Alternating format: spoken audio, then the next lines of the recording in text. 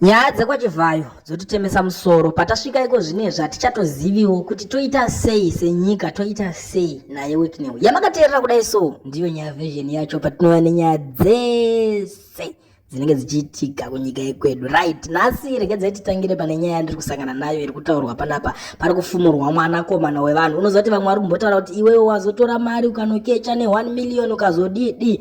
Panapa article yandasangana nayo yakati, as first and exclusively reported by the Newswalk in May last year, new copper-bottomed evidence from an investigation by South African Finance Intelligence Center in October last year, working in collaborating with Zimbabwe's Finance Intelligence Unit, shows cash-rich Zimbabwean entrepreneur Whitney Ochivayo received 800 million, just over 40 million from Rainform CC, a South African printing company which supplied voting materials for Zimbabwe controversial 2023 election out of 1.1 billion in taxpayers' fund paid by government treasury in Harare.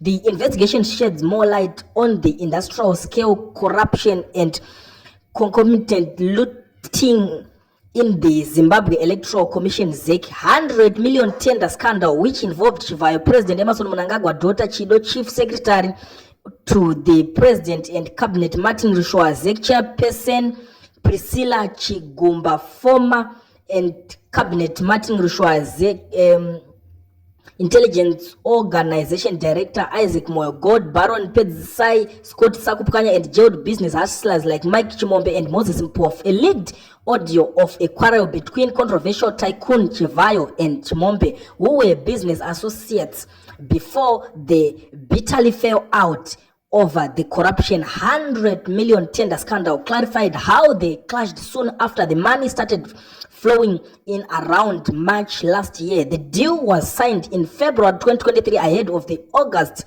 election. Payments started coming in March last year, and this triggered the fights. The main component of the shared money spinning tender exposed by the Hawks was 40 million, but in total the deal was more than 100 million. The ZEC scandal is one of the biggest corruption scandals in Zimbabwe since 1980 in terms of scale, industry and intensify. So muri Zimbabwe ndo nyaya dzatiri kusangana nadzo pano dzatiri kunzwa dzakwava Chivayo. Vachivayo vari kuvhura hombe veduwe. Apa nhasi uno tiri kubva kusangana nenyaya iko zvine zvifuti murume uyu ameno achatinetsa veduwe. Yaikunzi akambokecha ne1 million inyaya yekuti tataura nezvayo, ende imimi mukasangana nayo mukaiona tikakuzivisai munoziva kuti isusu hatina usimbe ndatinonoke kutaura naye. Nhasi iko zvinezvi nyaya iyi yabva kuitika iko zvinezvi 1 minute ago atobuda ari kutengera uyo mudzimai wekwamutara anoimba mumanzi yechitendero yegospel Dorcas Moyo, atonyora kuti rangana henyu asi zvichakona what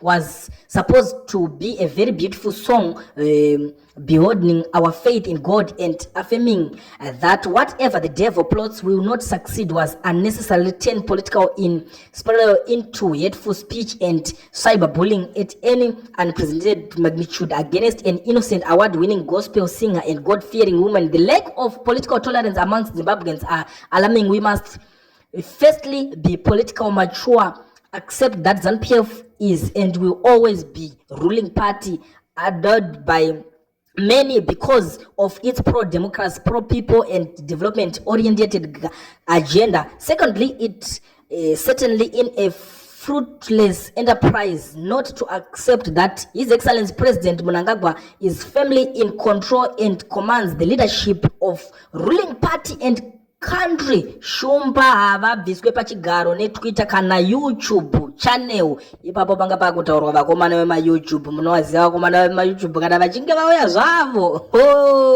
vanogura munhu. Saka ari kutaura kuti izvozvo hazvimbofe zvakabvisa ZANU-PF. I think YouTube channel iri kutaurwa ndeyava Bombshell Geza, ndo vakavhura Twitter account neYouTube channel vachinetsa zvisingaite vachitaura nyaya yezvigananda. Ari kudzikira achienderera mberi, ari kuti it goes without saying that both the president and ZANU-PF are a darling of the majority of Zimbabweans. Yours truly say being on top of that list. That said, I was deeply hurt by the online insults against Dorcas Moyo for simply posting a chat topping gospel song released more than 5 years ago. The good thing about God is that in the face of humiliation and public persecution, he shows that he is God and will raise you from the ashes of ridicule to the tables of royalty. In recognition of your exceptional talent and contribution in the gospel music industry, I want to say a big congratulations to Dorcas Moyo. Please go and see Victor on Wednesday. Your brand new, sparkling new 2025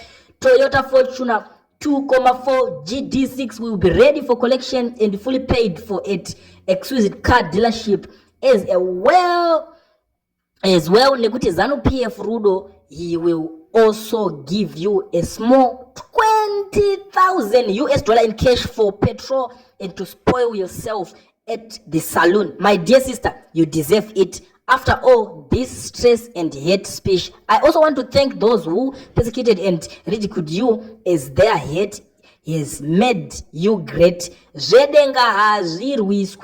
can plot as much as you can, but it will certainly fail as it did before, and it will continue to fail. Ndo mashoko ari kubuda achitaurwa nava Whitney Uchivhayo vachisotesa nyika yese yeZimbabwe. VaZimbabwenzi vari kusotwa hama dzangu, maZimbabwenzi vasotoswa kugodotswa, ende handitozive kuti nyaya iyo ndakaitarisawo ichaperawo sei hama dzadiwa. Vanhu vatsamwiswa. Murume uyu kauyu amene kuti ari kunyazozvigona sei, asi ndiri kuona vamwe veruzhinji vari kupindura nyaya iyo mumacomment section, vari kuti mota dzako ndedzekutambura kwatiri. Kana zvako zviri zvaMwari, ita wega shamwari naMwari wako, nekuti nhamo iri muZimbabwe hazvidi kudaro zvaunoita izvi shamwari. Mapiri unoita vanhu mota, haiwa zvakanyanya veduwe. Umar kuti you have no shame after being outed with all the monies you embezzled close to 1 billion. You still have the audacity to donate another car. Pathetic. Vakumanaka vanhu vakatsamwa, vanhu havasi kusekerera zvinhu zvese zvizvizvi. Umwewo ari kubudawo panapa achitaura achiti, I believe this nonsense will come to an end very soon. The citizens will take our country back. Zimbabwe will be a normal country again. I know it is going to be difficult, but it will happen. Change is possible. So your days are numbered, Whitney, and I promise you will remember this post. I don't know kuti Whitney wacho anoverengawo here comment section, nekuti zvandiri kuona zviri kutaurwa nevanhu panapa zvinomwisa mvura. Inini ndiri kutoshayawo kuti toita zvekudiko naye Whitney uyu, asi veduwe pano parwadziswa vanhu, handidi kunyeba. Dzimweni dzenguva anomboverenga hake macomments. Unoona panotanga kuposta varakashi ndo vanenge vari kumusoro vachitanga kukomenda vachitaura kuti well done, say thank you, say hey congratulations Dorcas what, asi pane vazhinji vanozotanga kubuda vachitaura zvakawanda. Chigananda achisi kumira wena, chigananda ngachiende musungwa please. Vamwe vari kuti vageza matiregerera haufa panyaya yekubata zvigananda, ananyoka mabhunu, itai plan, zvakawanda zvinenge zvichitaurwa pano. Iye wacho akatombobuda kutaura kuti makanditi chigananda, saka ndikatotenga mota yangu ndoda kutodinyora kuti chigananda kuti munyatsosvotwa veduweka.